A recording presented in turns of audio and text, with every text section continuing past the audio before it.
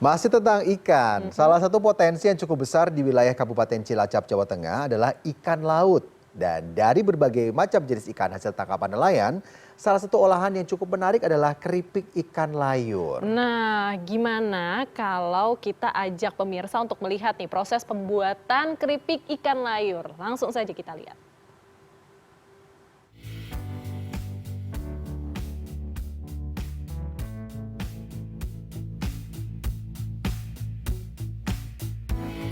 Kawasan dermaga Pelabuhan Perikanan Sentolo Kawat di Kabupaten Cilacap, Jawa Tengah terdapat ratusan nelayan yang setiap hari mencari ikan di perairan Cilacap dan Samudra Hindia.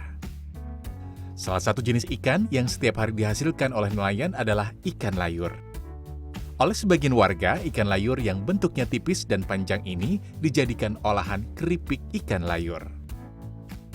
Ini merupakan tempat usaha pengasinan milik Iseko Sando. Ikan laut layur yang baru turun dari kapal hasil tangkapan nelayan ini selanjutnya akan dipilih dan diasin menggunakan garam.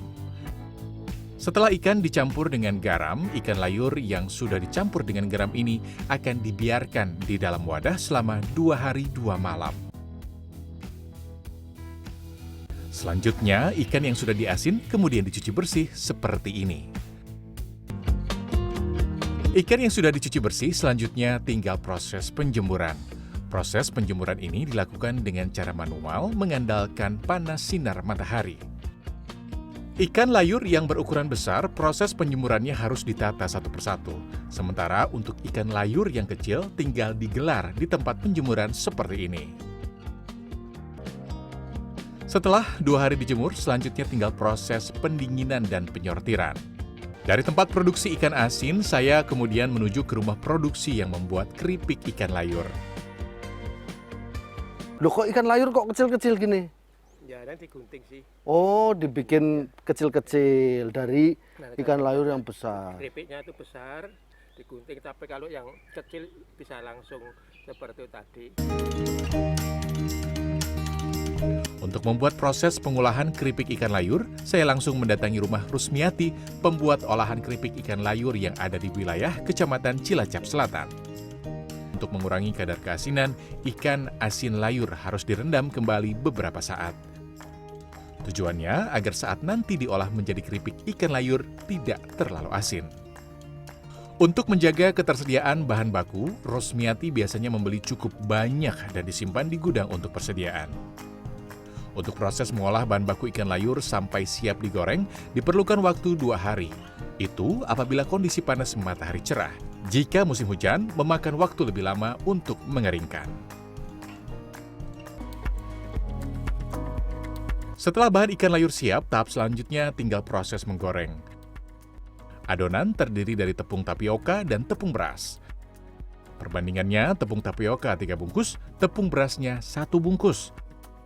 Selain itu, bahan lain yang disiapkan adalah telur sebanyak 10 butir. Selanjutnya, seluruh bahan dari tepung tapioka, tepung beras, telur, bumbu penyedap, dan bawang putih yang sudah dihaluskan dicampur menjadi satu, diaduk dengan ditambahkan air secukupnya. Setelah semua siap, tahap selanjutnya tinggal proses menggoreng. Untuk menggoreng keripik layur, caranya harus satu persatu. Ini dilakukan karena bentuk ikan layur yang memanjang. Agar menghasilkan keripik layur yang gurih dan renyah, proses menggoreng keripik layur dilakukan 2 kali goreng. Pertama, digoreng hanya sampai setengah matang, selanjutnya digoreng sampai benar-benar kering dan renyah. Berbeda dengan keripik lainnya, keripik ikan layur sangat dominan rasa ikan layur yang asin dan gurih. Renyah yang pertama, terus gurih, buat cemilan. terus layurnya itu di dalam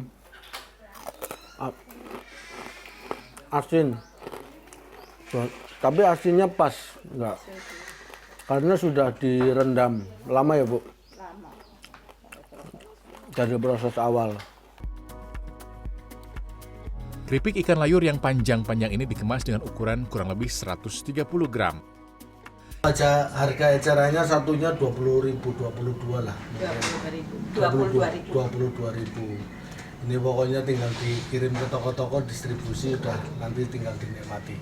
Robi Sofwan Amin, Daniel Yuwantoro, Cilacap, Jawa Tengah. Aduh.